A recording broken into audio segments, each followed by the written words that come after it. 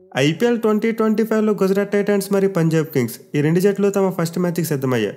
ఈరోజు అహ్మదాబాద్ వేదికగా ఈ స్టార్ స్టడెడ్ టీమ్స్ మధ్య ఒక ఇంట్రెస్టింగ్ మ్యాచ్ జరగబోతుంది.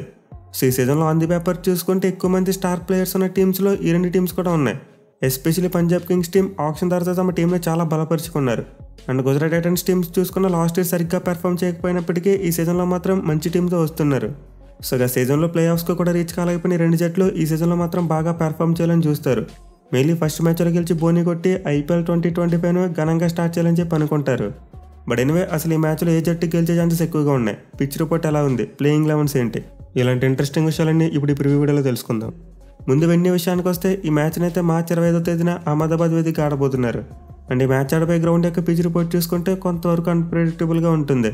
అంటే ఈ గ్రౌండ్లో కొన్ని సందర్భాల్లో భారీ స్కోర్లు వస్తాయి, బట్ మరి కొన్ని సందర్భాల్లో లో స్కోర్స్ కూడా నమోదవుతాయి. ఎస్పెషల్లీ లాస్ట్ ఇయర్ చూసాం గుజరాత్ టైటన్స్ టీం ఒక మ్యాచ్లో బిలో 100 రన్స్ కాల్అవుట్ అయ్యారు. అండ్ ఆల్సో ఎస్ఆర్హెచ్ లాంటి టీం కూడా సీజన్లో ఈ గ్రౌండ్లో బ్యాటింగ్ చేయడానికి చాలా ఇబ్బంది పడింది. సో అహ్మదాబాద్ వికెట్ అయితే out and out batting friendly wicket అని చెప్పడానికి లేదు, బౌలర్స్ కూడా హెల్ప్ ఉంటుంది.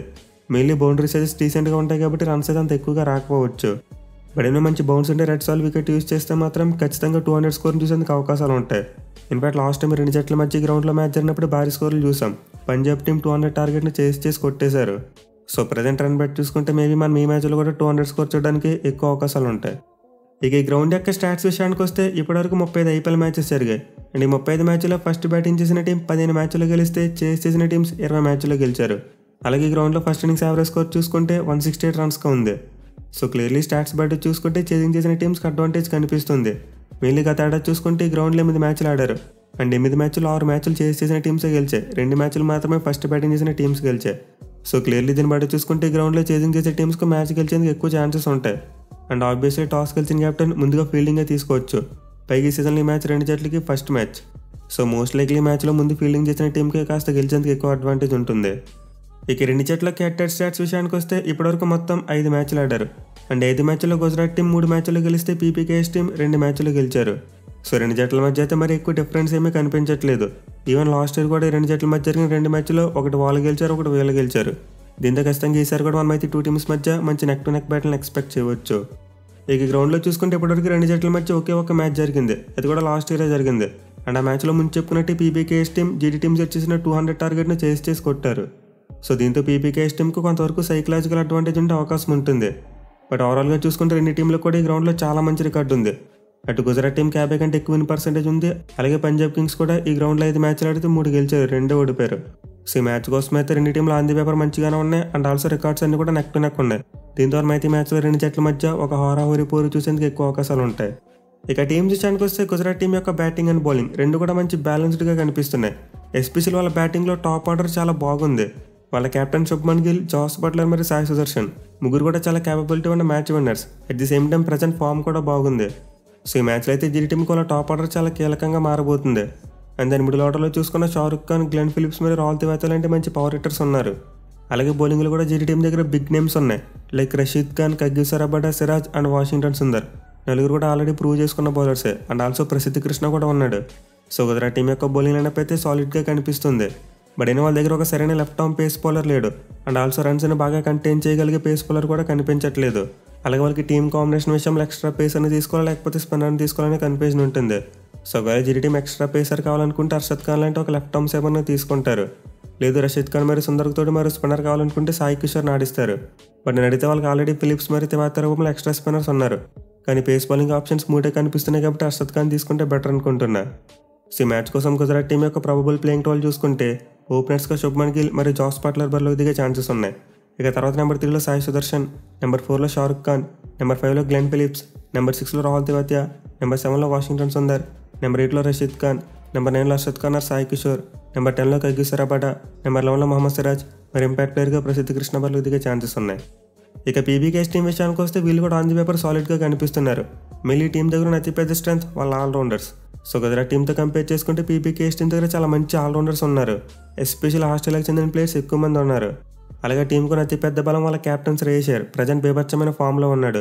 అండ్ ఆల్సో క్యాప్టెన్గా చూసుకుంటే లాస్ట్ టైమే కప్ గెలుచుకుని ఉన్నాడు.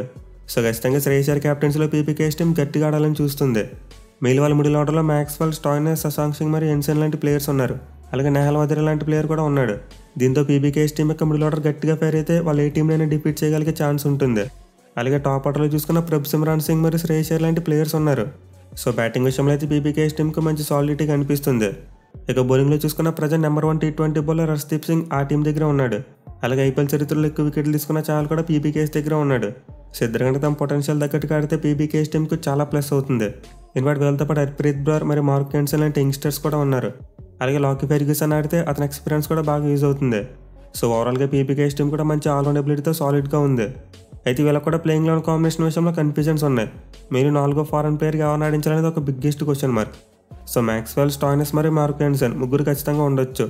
అయితే ముగ్గురితో పాటు 4వ ఫారెన్ ప్లేయర్గా జాస్ ఇంగ్లీష్ ఆడిస్తారా, లేకపోతే లాకీ ఫెర్గ్యూసన్ ఆడిస్తారా, లేకపోతే ఉమర్ జాన్ ఆడిస్తారా, ఈ కన్ఫ్యూజన్ అయితే ఉంది.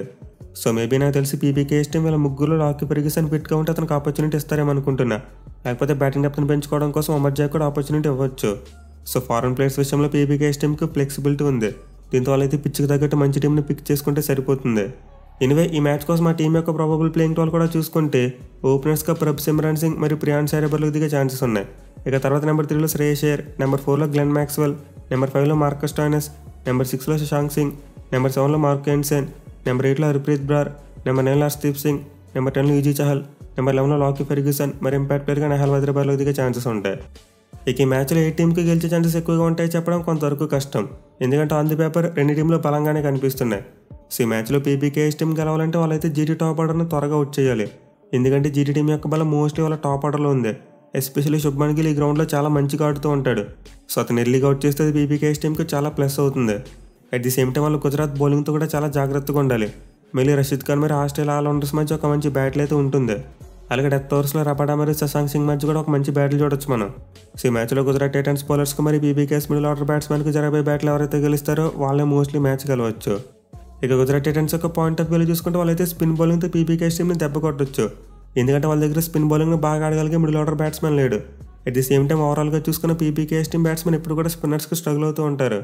సో ఒకవేళ గుజరాత్ టీం శ్రేయస్ అయ్యర్ ఎర్లీగా అవుట్ చేస్తే ఆ తర్వాత వాళ్ళు స్పిన్ అటాక్తో పీబీకేఎస్ టీంని దెబ్బ కొట్టేందుకు ఛాన్స్ ఉంటుంది. మళ్ళీ రైట్ హ్యాండ్ బ్యాట్స్మెన్ ఎక్కువ ఉన్నారు కాబట్టి సాయి కిషోర్ లాంటి వాళ్ళు చాలా కీ రోల్ ప్లే చేయొచ్చు. అలాగే బ్యాటింగ్లో చూసుకున్న జీటీ ఓపెనర్స్కు మార్క్ హెన్సన్ మరియు హర్షదీప్ సింగ్ ఇద్దరి మీద మంచి రికార్డు ఉంది. దీంతో పవర్ ప్లేని బాగా యూటిలైజ్ చేసుకుంటే మిడిల్ ఓవర్స్లో చాహల్ మరియు బ్రార్ని కౌంటర్ చేయడానికి ఛాన్స్ ఉంటుంది. మళ్ళీ జీటీ టీంలో కూడా ఎక్కువ మంది రైట్ హ్యాండ్ బ్యాట్స్మెన్ కనిపిస్తున్నారు కాబట్టి చాహల్ మరియు బ్రార్ ఇద్దరు కూడా చాలా క్రూషియల్గా మారుతారు పీబీకేఎస్ టీంకి. సో ఈ బ్యాటిల్స్ అన్ని చూస్తుంటే ఖచ్చితంగా ఈ మ్యాచ్లో అయితే మంచి హోరాహోరీపోరి తప్పదనిపిస్తుంది. రెండు జట్లు కూడా క్లియర్లీ సాలిడ్గా కనిపిస్తున్నాయి. ఫలానా చోట వీక్గా ఉన్నారు అది కొడితే సరిపోతుంది అన్నట్లేదు. ఒక దాంట్లో బ్యాక్ ఫుట్ మీద పెట్టినప్పటికీ మళ్ళీ కంబ్యాక్ చేయడానికి ఎక్కువ ఛాన్సెస్ ఉన్న టీమ్స్ ఇవే. చూడాలి మరి బలంగా కనిపిస్తున్న ఈ రెండు జట్లలో ఏ టీంకి గెలిచి బోని కడతారనేదే.